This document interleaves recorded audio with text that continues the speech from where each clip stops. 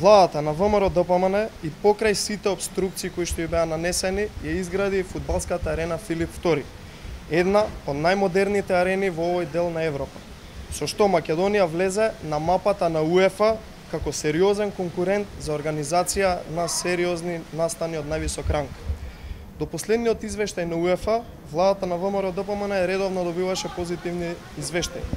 Се што беше побарано од страна на стручните лица на УЕФА беше реализирано од наша страна. Единствените обврски кои што остануваа да се реализираат пред да дојде последната најавена посета од страна на стручните лица на УЕФА се тековни работи околу климатизацијата и средување на просторот на така наречениот ТВ компаунд, каде што треба да бидат сместени репортажните коли за ТВ преносот на Суперкупот.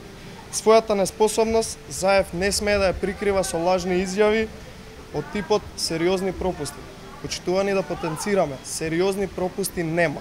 Единствено е што треба да се обезбеди буџет за јавното претпријатие за стопанисување со стамбен и јавен деловен простор, со што се би било реализирано во наредните 10 дена. ВМРО ДПМН бара владата на СДС да не си поигрува со угледот на Република Македонија. Одржувањето на Суперкупот не смее во ниту еден случај да биде загрозено. Време за губење нема.